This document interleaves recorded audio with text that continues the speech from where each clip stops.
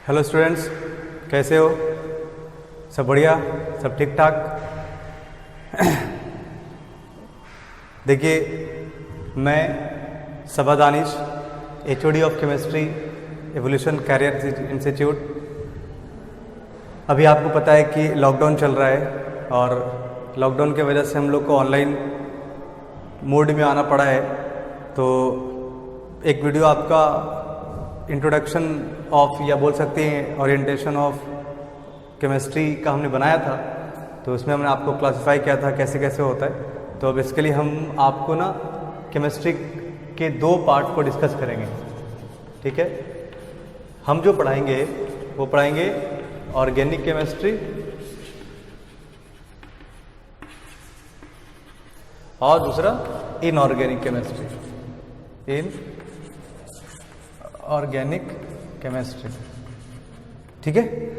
तो organic chemistry and inorganic chemistry. तो सबसे पहले जो हम लोग पढ़ेंगे वो हम क्या पढ़ेंगे? ऑर्गेनिक केमिस्ट्री पढ़ेंगे और इनऑर्गेनिक को हम लोग इसके पढ़ने के बाद पढ़ेंगे, ठीक है। तो देखिए, ऑर्गेनिक केमिस्ट्री में हम लोग बेसिकली आपको पता है कि 12th क्लास का बैच है, 12th का बैच है। तो 12th में जो हम लोग शुरू करने वाले हैं, ठीक है ना, 12th में जो हम लोग बैच शुरू करने वाले हैं, ठीक है, वो हम लोग शुरू करेंगे GOC से। किससे शुरू करेंगे? GOC से। GOC का फुल फॉर्म होता है जनरल ऑर्गेनिक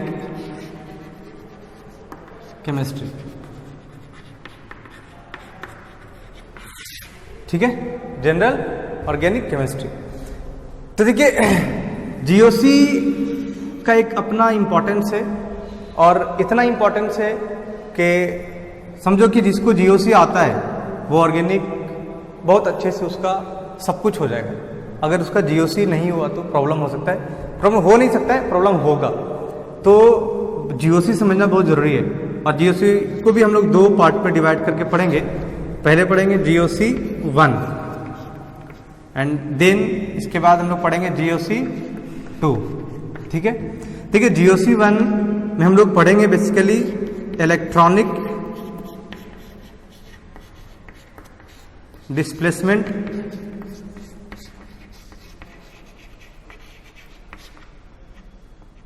इफेक्ट। क्या पढ़ेंगे? Electronic displacement effect. GOC 2 के अंदर जो पढ़ेंगे हम पढ़ेंगे रिएक्शन मैकेनिज्म।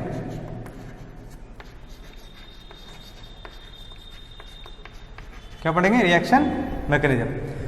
तो देखिए, सबसे पहले हम लोग पढ़ेंगे GOC 1। अब देखिए, GOC 1 पढ़ेंगे, इससे पहले कुछ बातें हैं जो आपको समझनी होगी, बेसिक चीजें। देखिए, आपको पता है कि हम किसी भी रिएक्शन की अगर बात करें, कोई भी रिएक्शन हो सकता है, वो रिएक्शन ऑर्गेनिक का हो सकता है चाहे इनऑर्गेनिक का हो सकता है। तो सबसे पहली बात कि रिएक्शन होता क्या है, रिएक्शन कहते किसको है, व्हाट इज रिएक्शन। देखो, रिएक्शन के लिए क्या होता है, देखिए, एक रिएक्टेंट होता है, ठीक, और ये किसी रिएजेंट के साथ अटैक करके प्रोडक्ट बनाता है, ठीक है। हम एक एग्जांपल देखें, एक जनरल एग्जांपल की बात करें तो अगर H2 प्लस O2 मिलकर क्या बन रहा है? H2O, ठीक है। आप बैलेंस कर लीजिएगा। तो देखिए, यहां पे हो क्या रहा है कि H2 प्लस O2 आपस में कंबाइन हो रहा है और H2O बना रहा है, ठीक है। अब बात समझना, इसको बोला जाता है रिएक्टेंट। क्या बोला जाता है? रिएक्टेंट। और इसको बोला जाता है प्रोडक्ट,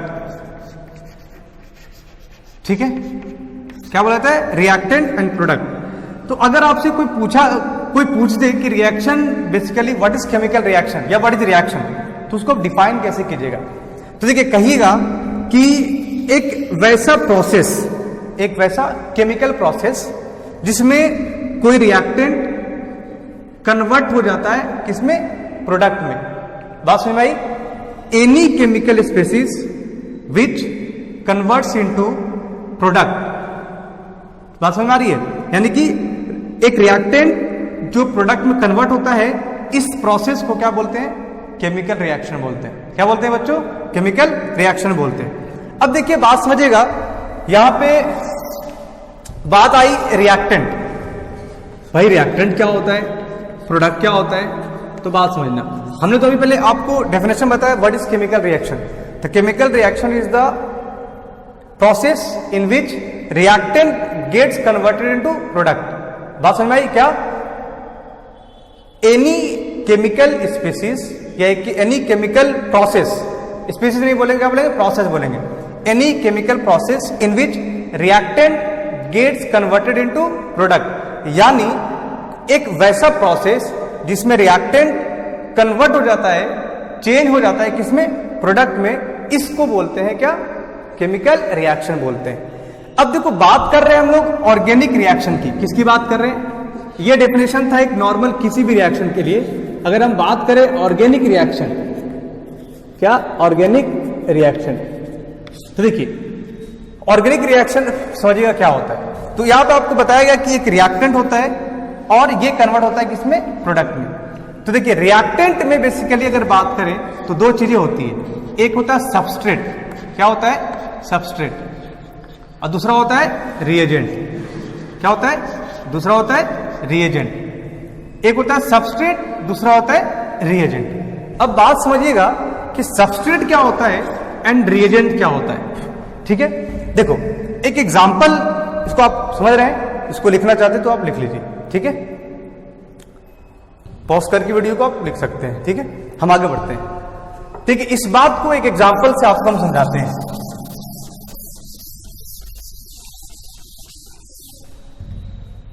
देखिए मान लीजिए कि एक रिएक्शन है इस तरह का कोई,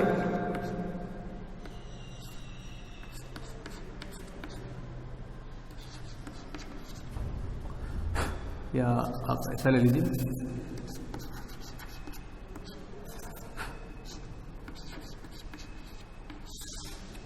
यहां पर एक कॉन्सेंट्रेटेड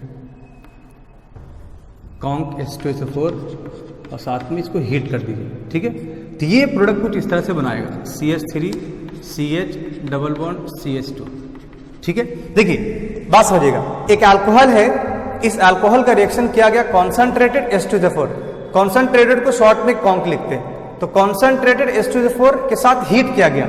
ये साइन किसका होता है? हीट का साइन होता है। तो ये बना रहा है क्या? एल्कीन, यानी कि अल्कोहल हो जो है वो कन्वर्ट हो रहा है किसमें?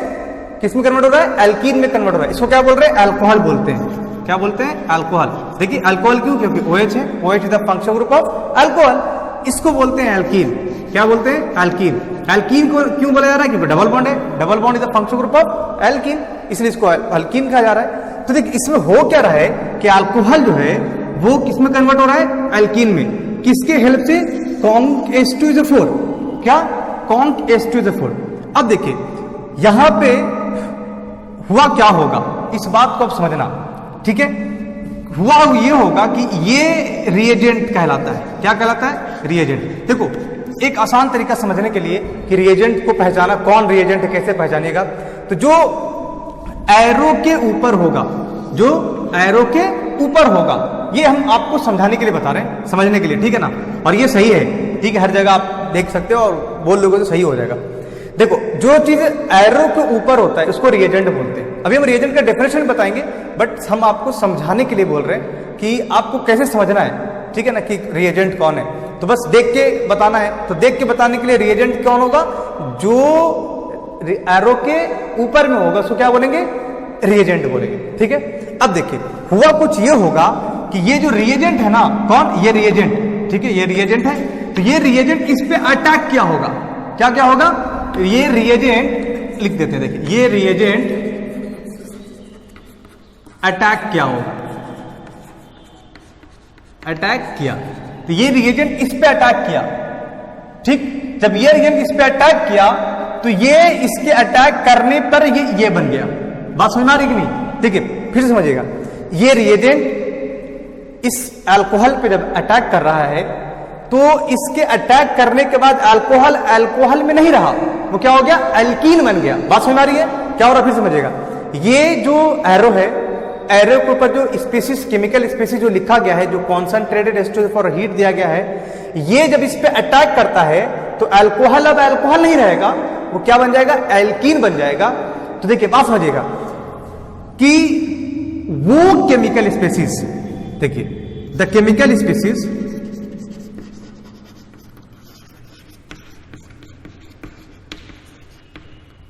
in which reagent attacks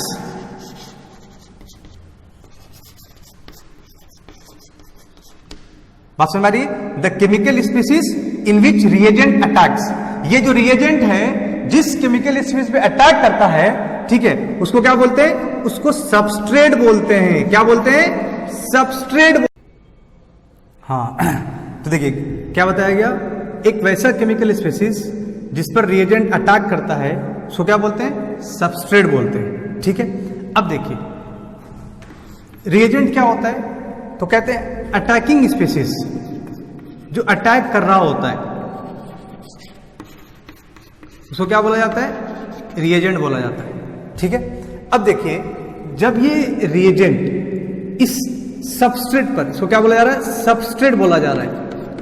जब ये रिएजेंट सबस्ट्रेट पे अटैक कर रहा है तो देखिए एक प्रोडक्ट बना एल्कीन, इसको क्या बोलते हैं, प्रोडक्ट बोल रहे हैं। ठीक है, अब बात समझना थोड़ा सा आप कि जब ये रिएजेंट अटैक कर रहा है किस पे, सबस्ट्रेट पे, तो सबस्ट्रेट में जबकि देखिए OH है लेकिन प्रोडक्ट में OH नहीं है। ठीक है, अब देखिए जब OH यहां था तो देखिए C के साथ ऑक्सीजन बॉन्डेड है, C के साथ क्या है, ऑक्सीजन बॉन्डेड है। प्रोडक्ट में आप जब देखोगे तो ये O के साथ जो OH है, पूरा OH ग्रुप यहां से चला गया। दैट मीन्स जब ये रिएजेंट इस पे अटैक कर रहा है तो इसमें हुआ क्या कि सबस्ट्रेट में बॉन्ड टूट गया।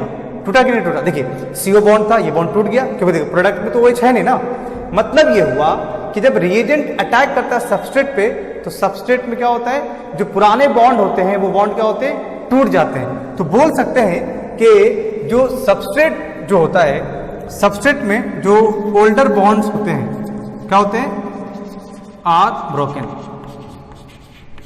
ठीक, बात समझ में आ रही है।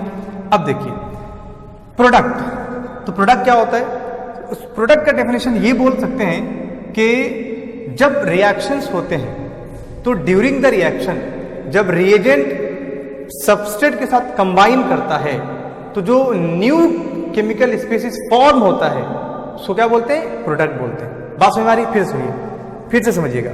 रिएजेंट जब अटैक कर रहा है सबस्ट्रेट पे, यानी हम ऐसा बोल सकते हैं कि जब सबस्ट्रेट रिएजेंट के साथ कंबाइन होता है तो कंबाइन होने पर सबस्ट्रेट के कुछ पुराने बॉन्ड्स टूटते हैं और एक नया केमिकल स्पीसीज फॉर्म होता है जिसमें कुछ नए बॉन्ड होते हैं, उसको क्या बोलते हैं, प्रोडक्ट बोलते हैं। तो देखिए बोल सकते हैं कि रिएक्शंस ऐसा बोल सकते हैं कि सबस्ट्रेट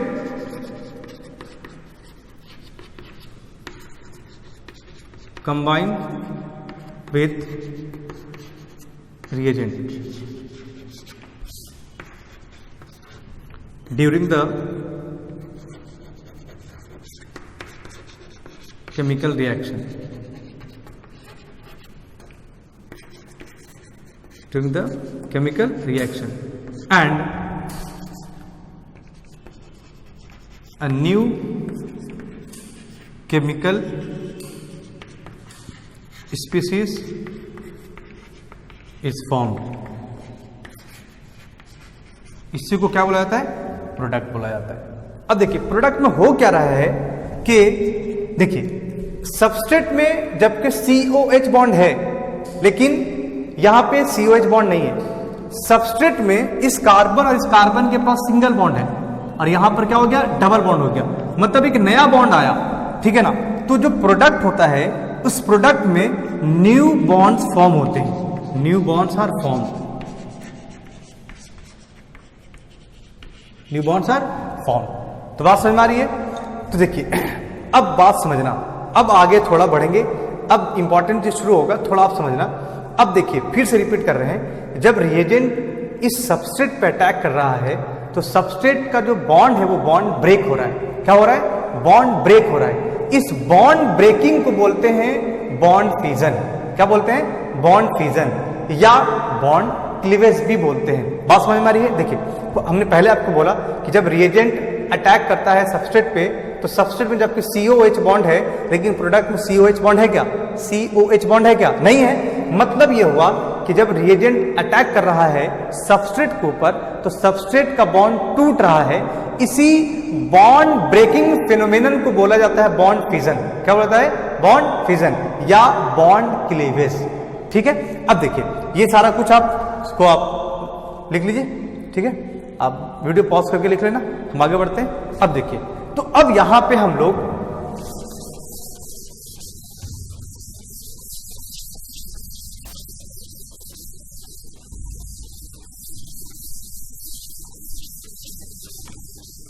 अब देखिए तो हाँ, तो हम लोग बात कर रहे हैं यार बॉन्ड फिजन की। किसकी बात कर रहे हैं? Bond fission. ठीक है, देखो बॉन्ड फिजन को हम बॉन्ड क्लीवेज भी कहते हैं। क्या कहते हैं? Bond cleavage. ठीक है, फिजन मतलब होता है ब्रेकिंग, तो बोल सकते हैं breaking of bond, breaking of bond. So क्या बोलते हैं? Bond fission. अब देखिए, बॉन्ड फिजन जो होता है वो दो टाइप का होता है। कितने टाइप का होता है? दो टाइप का होता है। एक को बोला जाता है होमोलाइटिक क्लीवेज या फिजन, या इसको हम होमोलाइसिस भी कहते हैं। दूसरा होता है हेट्रोलाइटिक क्लीवेज या हेट्रोलाइसिस।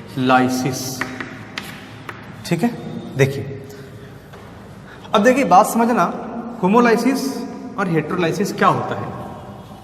होमोलाइसिस और हेट्रोलाइसिस क्या होता है?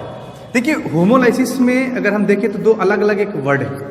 एक होमो है और दूसरा क्या है? लाइसिस है। होमो मतलब होता है सिमिलर टाइप। क्या होता है? Similar type. और लाइसिस बोलते हैं ब्रेकिंग को। हेट्रोलाइसिस में अलग अलग दो वर्ड है। एक है हेट्रो, हेट्रो मतलब होता है डिफरेंट टाइप।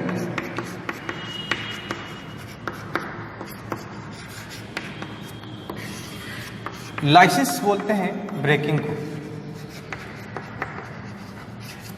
ठीक है, देखिए अब हम बात करते हैं कि ब्रेकिंग किस तरह से होता है। ये तो हम आपको बताएं classification of bond fission. Bond fission को कैसे क्लासिफाई करते हैं, तो दो तरीके से इसको क्लासिफाई किया गया। एक को बोला गया होमोलाइटिक क्लीवेज या होमोलाइसिस, दूसरे को बोला गया हेट्रोलाइटिक क्लीवेज या हेट्रोलाइसिस। अब देखिए, चूंकि ऑर्गेनिक कंपाउंड है, तो ऑर्गेनिक कंपाउंड में बिना कार्बन का ऑर्गेनिक कंपाउंड बन नहीं सकता है। और कार्बन जो बॉन्ड फॉर्म करता है वो कोवैलेंट बॉन्ड फॉर्म करता है। कैसे बॉन्ड फॉर्म करता है? Covalent bond. अब देखिए, हम बात करते हैं कि होमोलाइसिस कब होगा और हेट्रोलाइसिस कब होगा। तो देखो, इसको आप लिख लेना। ठीक है, वीडियो पॉज करके आगे बढ़ते हैं।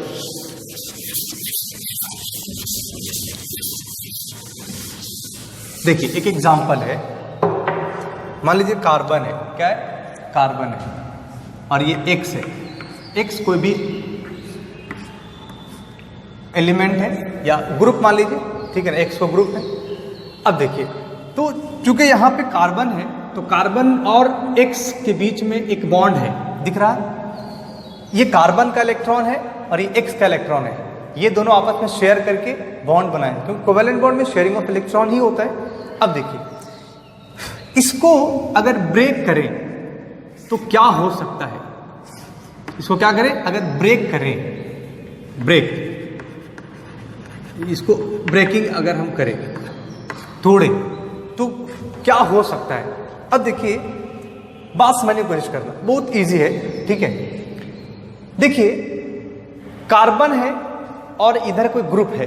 ठीक है, अब इसमें दो कंडीशन हो सकता है यार, बात समझना, कि electronegativity of carbon is equal to electronegativity of X. Electronegativity जानते हो ना, EN मतलब क्या होता है? EN का मतलब होता है इलेक्ट्रोनेगेटिविटी, इलेक्ट्रोनेगेटिविटी, ठीक है। देखिए, तो electronegativity of carbon is equal to electronegativity of x.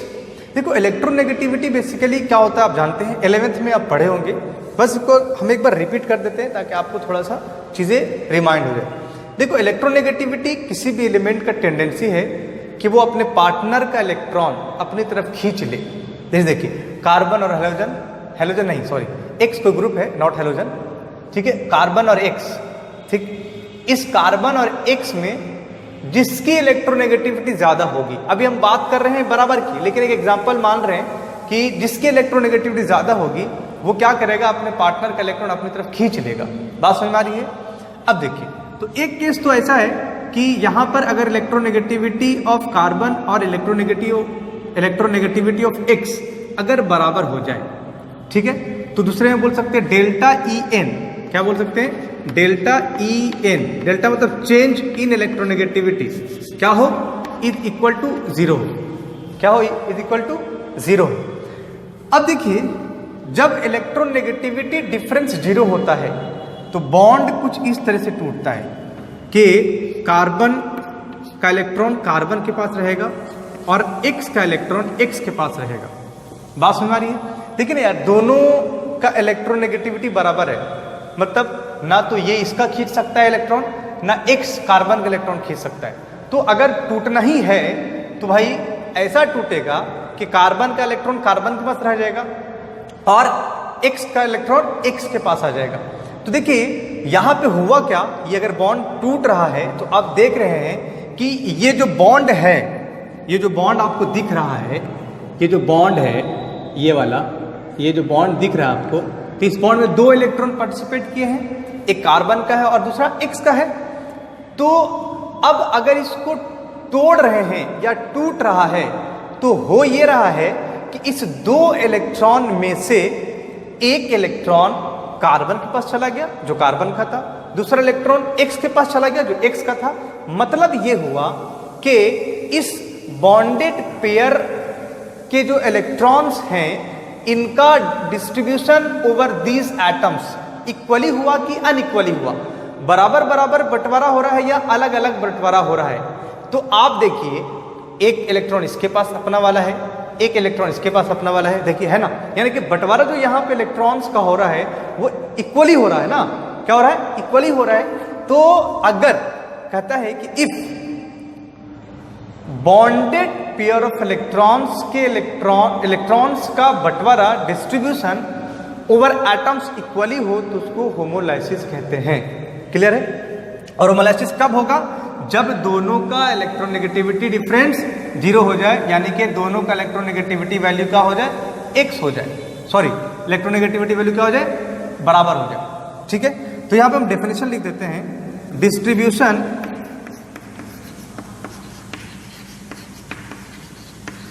Of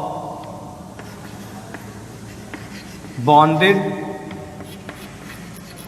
pair of electrons over atoms is equally. इसको क्या बोला जाता है? होमोलाइसिस बोलते हैं। Is called as homolysis. यानी कि आपको अब बात समझ में आ रही होगी कि होमोलाइसिस होने के लिए बहुत जरूरी है कि जिस 2 एटम्स के बीच में हम बॉन्ड तोड़ रहे हैं या टूट रहा है, इनका इलेक्ट्रोनेगेटिविटी डिफरेंस 0 हो, मतलब कि इलेक्ट्रोनेगेटिविटी ऑफ कार्बन और इलेक्ट्रोनेगेटिविटी ऑफ एक्स बराबर हो। ठीक है, तो होमोलाइसिस होगा। ठीक है, अब देखिए दूसरा है, ये केस हो सकता है कि इन दोनों के बीच में electronegativity difference delta EN is not equal to 0। देखो बात समझना, अगर इन दोनों का इलेक्ट्रोनेगेटिविटी डिफरेंस 0 के बराबर नहीं हो, मतलब बात समझ आ रही है। हो ये भी सकता है कि कार्बन का इलेक्ट्रोनेगेटिविटी x से ज़्यादा हो, या दूसरा कंडीशन हो सकता है कि x की इलेक्ट्रोनेगेटिविटी ज़्यादा हो। अब देखिए, अभी हमने आपको डेफिनेशन बताया कि इलेक्ट्रोनेगेटिविटी एक टेंडेंसी है किसी भी एलिमेंट का जो अपने पार्टनर का इलेक्ट्रॉन अपनी तरफ खींच ले। मतलब अगर अपन बात करें, दो इसमें अलग अलग कंडीशन है, ठीक है। देखिए, अगर हम यहाँ पे ले ले, सपोज करते हैं पहला केस है केस फर्स्ट, ठीक है। En of carbon is greater than En of x, मतलब electronegativity of carbon is greater than electronegativity of x। देखिए, ठीक है, कार्बन की इलेक्ट्रोनेगेटिविटी ज्यादा है तो कार्बन क्या करेगा, कार्बन ये करेगा कि कार्बन x का इलेक्ट्रॉन अपनी तरफ खींच लेगा। अब बात समझना कि जब ये खींच लेगा तो देखो, ये एक इलेक्ट्रॉन तो उसका अपना है ही है पहले का। अब x का भी इलेक्ट्रॉन अगर आ जाए कार्बन के पास तो एक इलेक्ट्रॉन और आ जाएगा। चूंकि इलेक्ट्रॉन कार्बन एक्सेप्ट कर रहा है इसलिए कार्बन पे नेगेटिव चार्ज आएगा। आप जानते हैं कि जो एक्सेप्ट करता है इलेक्ट्रॉन, ठीक है ना, जो इलेक्ट्रॉन लेता है उस पर नेगेटिव चार्ज आता है, और जो इलेक्ट्रॉन देता है उस पर पॉजिटिव चार्ज आता है। ठीक है, बात समझ में आ रही है। दूसरा केस ये हो सकता है, केस 2 के, देखिए इसमें केस फर्स्ट में कार्बन का इलेक्ट्रोनेगेटिविटी ज्यादा था। हो ये भी सकता है कि En of x is greater than En of C, मतलब कार्बन का इलेक्ट्रोनेगेटिविटी कम हो और x का इलेक्ट्रोनेगेटिविटी ज्यादा हो। तो देखो, होगा कुछ ऐसा कि चूंकि कार्बन का इलेक्ट्रोनेगेटिव यहाँ पे कम है और x का ज्यादा है, तो जिसकी इलेक्ट्रोनेगेटिविटी ज्यादा होगी वो अपनी तरफ इलेक्ट्रॉन क्या करेगा, अट्रैक्ट करेगा। मतलब ये जो कार्बन का इलेक्ट्रॉन है वो कहाँ चला जाएगा, x के पास चला जाएगा। ये जब x के पास जाएगा, चूंकि x का इलेक्ट्रॉन अपना था ही, कार्बन का भी ले रहा है, इसलिए एक तो अपना और ये कार्बन का, चूंकि x इलेक्ट्रॉन एक्सेप्ट कर रहा है इसलिए इस पे एक नेगेटिव चार्ज आएगा, ठीक है। और C चूंकि इलेक्ट्रॉन डोनेट कर रहा है इस पे पॉजिटिव चार्ज आएगा। क्या आएगा, पॉजिटिव चार्ज आएगा। देखिए, प्लस माइनस को बोलते हैं आयंस, प्लस को कटायन बोलते हैं और माइनस को अनायन बोलते हैं, और उसको टुगेदर मिला के क्या बोलते हैं, आयंस।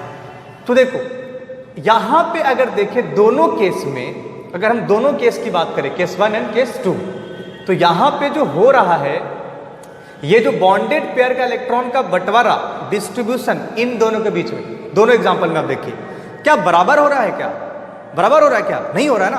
तो बोल सकते हैं कि distribution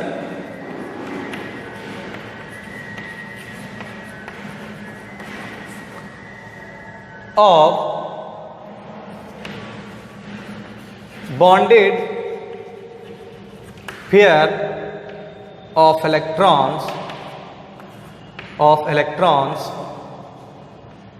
over atoms is unequally,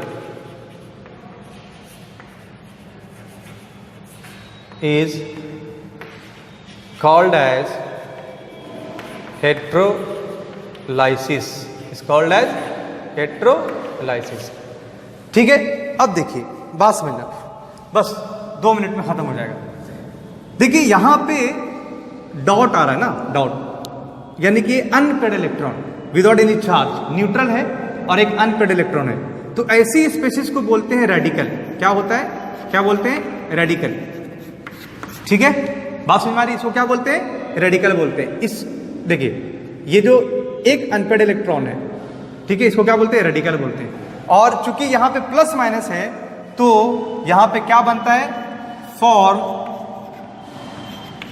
ions. क्या बनता है, आयंस फॉर्म होते हैं। तो इस केस में क्या बनेगा, फॉर्म आयंस, और इस केस में क्या बनेगा, फॉर्म रेडिकल्स। ठीक है, बात समझ में आ रही है। देखिए ये था होमोलाइसिस और हेटेरोलाइसिस। आई होप कि आपको क्लियर हो गया होगा। ठीक है, देखिए बात समझिएगा कि ये सिर्फ इतना ही नहीं है, इसके अलावा भी और कुछ पढ़ना है इसके बारे में, ठीक है ना। किसके बारे में? बॉन्ड फिजन के बारे में। लेकिन यहाँ पे नहीं पढ़ना है, हम इसको डिटेल से आपको पढ़ाएंगे। नॉट ओनली द कंडीशन कि इलेक्ट्रोनेगेटिविटी दोनों का बराबर होगा तो रेडिकल्स का फॉर्मेशन होगा, मतलब होमोलाइसिस होगा। इसके अलावा भी बहुत सारा कंडीशन है जहाँ पे होमोलाइसिस होता है, मतलब इलेक्ट्रोनेगेटिविटी डिफरेंस भी होगा लेकिन फिर भी क्या होगा? होमोलाइसिस होगा। बात समझ में आ रही है? लेकिन ये यहाँ पे नहीं पढ़ना है, यहाँ पे जितनी चीज़ें की ज़रूरत थी वो आपको बता दिया गया। अब बिल्कुल कंफ्यूज नहीं होना कि ये क्या हो रहा है, ठीक है ना? सर बोल रहे कि आगे पढ़ना है इसके बारे में, ये आगे पढ़ेंगे रिएक्शन मैकेनिज्म के अंदर। जिस तरह से ये क्लियर हो गया है, आगे की चीज़ें भी क्लियर होती चली जाएगी, ठीक है? अब देखिए, तो इसके बारे में अब नेक्स्ट डे हम लोग जो है ना, हम लोग पढ़ेंगे GOC। क्या पढ़ेंगे? GOC। और GOC के अंदर पढ़ेंगे इलेक्ट्रॉनिक डिस्प्लेसमेंट इफेक्ट। क्या पढ़ेंगे? Electronic displacement effect. बात समझ में आ रही है? और इसके अंदर फिर हम लोग पढ़ेंगे दो टाइप से उसको डिवाइड किया गया। एक को परमानेंट बोला गया इफेक्ट और दूसरे को टेम्पररी बोला गया। परमानेंट इफेक्ट में हम लोग पढ़ते हैं resonance, inductive effect and hyper conjugation. And temporary में एक इफेक्ट पढ़ते हैं इलेक्ट्रोमेरिक इफेक्ट। इंपॉर्टेंट जो इसमें है वो है आपका परमानेंट इफेक्ट जो है, ठीक है ना? परमानेंट इलेक्ट्रॉनिक डिस्प्लेसमेंट इफेक्ट ही इंपॉर्टेंट है ज़्यादा, ठीक है? और हम लोग बेसिकली कल रेजोनेंस से शुरू करेंगे, ठीक है? देखिए, आज फर्स्ट वीडियो था तो हो सकता है कि आपको कुछ चीज़ें थोड़ा सा मिसमैच मिले, ठीक है ना? रिकॉर्डिंग में थोड़ा प्रॉब्लम हो रहा है, ठीक है? तो आई होप कि नेक्स्ट डे से बहुत सारा कुछ क्लियर होता चला जाएगा धीरे धीरे, ठीक है? फर्स्ट एक्सपीरियंस से आपको पता है, हम लोग ऑनलाइन मोड में फर्स्ट टाइम कर रहे हैं काम, तो बस थोड़ा सा बस 1-2 दिन और आप कॉपरेट कीजिए, सपोर्ट कीजिए। आई होप कि धीरे धीरे सारा कुछ सही हो जाएगा, ठीक है? बस आप जो चीज़ें आपको समझ में नहीं आती है, ठीक है ना, आप चैट बॉक्स में आप इस चीज़ को लिख करके आप डाउट पूछ सकते हैं, ठीक है ना? हम लोग सारे लोग मिल करके आपके डाउट को क्लियर करेंगे, ठीक है? Thank you. नेक्स्ट हम आते हैं नेक्स्ट वीडियो में फिर नेक्स्ट डे, ठीक है? आप पढ़ते रहिए बढ़िया से।